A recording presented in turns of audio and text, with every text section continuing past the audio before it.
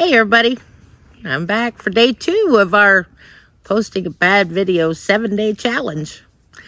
So today I thought my little county here in southwest Missouri has a lot of history. I thought I'd read you one of the stories that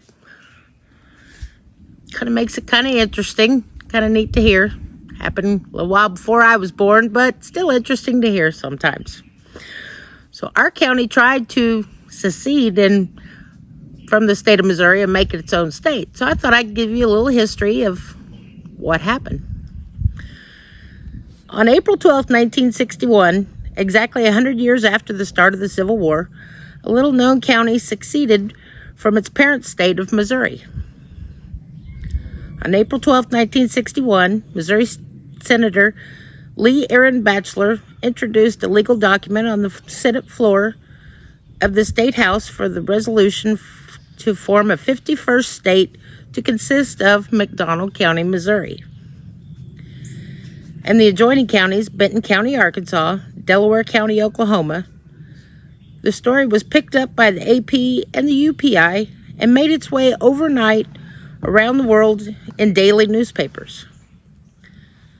Thanks to features in the McDonald County Press, our local newspaper, the Joplin Globe, the New York Times, the Chicago Tribune, and the Los Angeles Times, this spunky Ozark County became a national sensation with international exposure.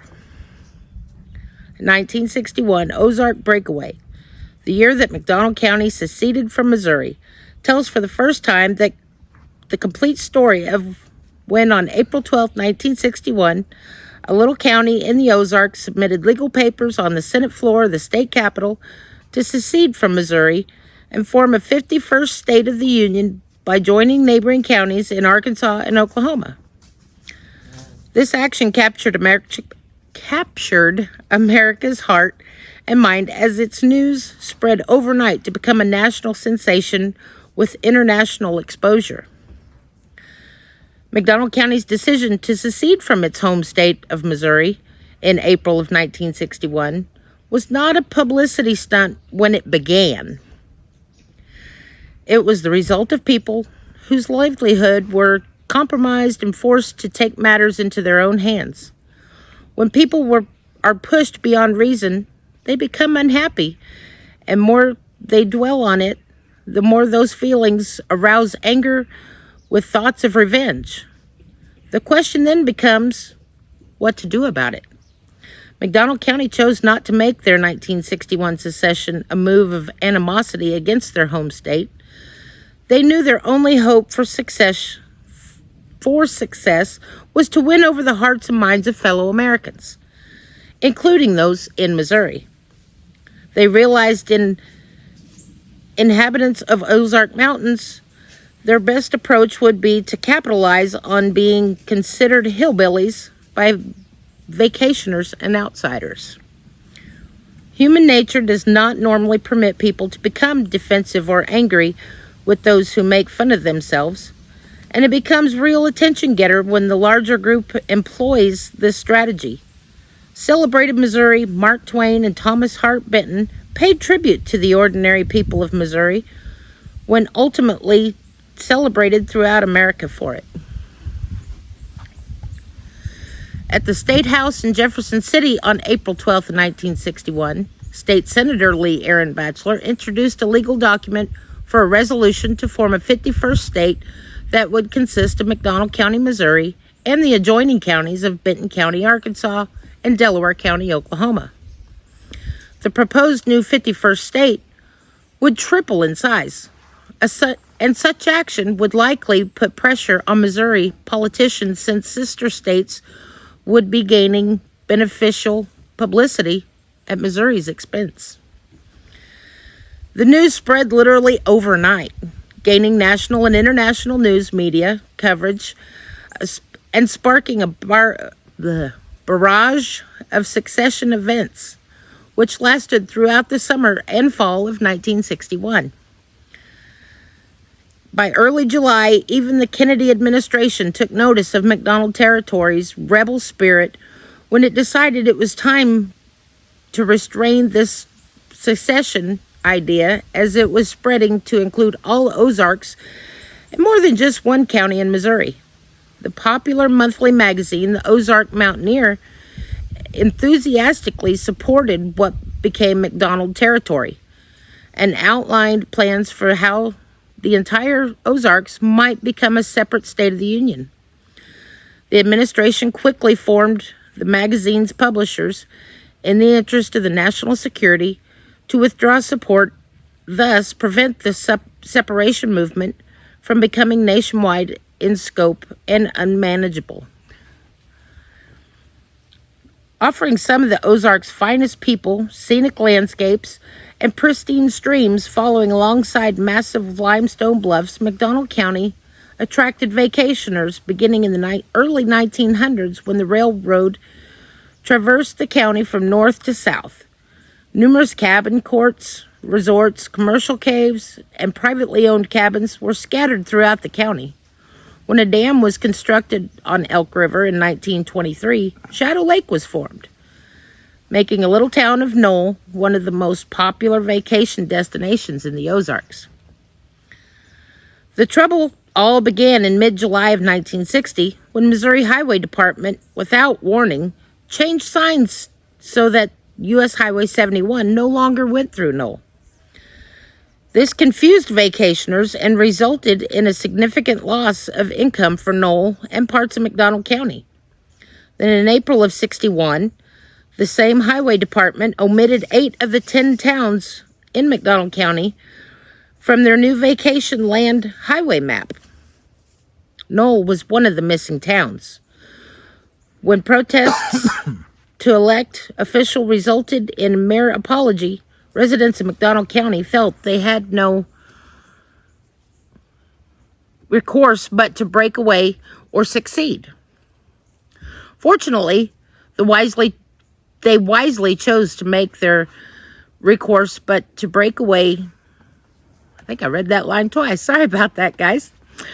Fortunately, they wisely chose to make their action a good-natured breakaway by presenting themselves as Ozark hillbillies, and by performing in a variety of popular humorous events and gatherings throughout the summer and fall of 1961. Residents changed the names of McDonald County to McDonald Territory and printed thousands of territorial visas that visitors and vacationers were required to carry while in the new territory. Tourists coveted the visas as proof to show friends and relatives back home that they were actually in the new territory. 3 new territorial post offices appeared, and 30,000 territorial mailing stamps were printed, and adding to letters and correspondence. Permission was granted by the U.S. Postal Service to allow the new territorial stamps to be used along with required U.S. postal stamps.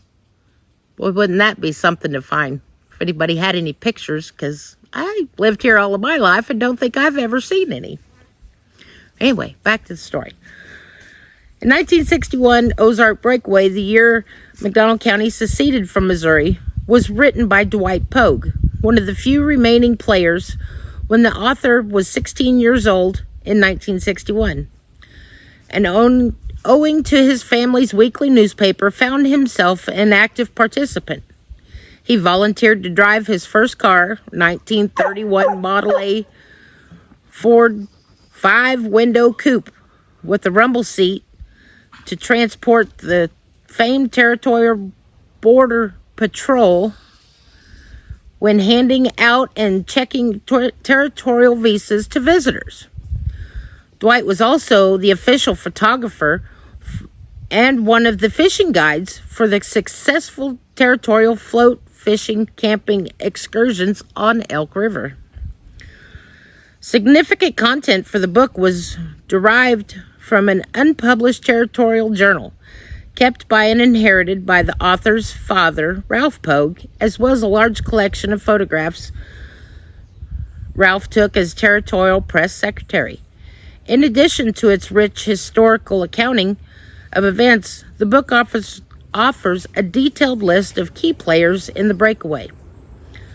The author adds personal anecdotes and about some of them and recalls poignant, lively, and humorous accounts of colorful, unforgettable characters residing in McDonald territory at that time.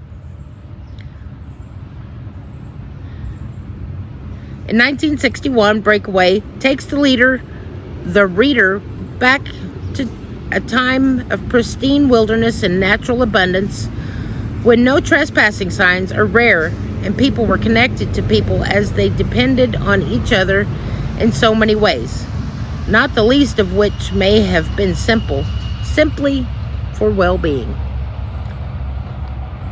So needless to say, McDonald County did not end up succeeding, but seceding. Sorry, Eric's correcting me. But yeah, they did put us back on the map.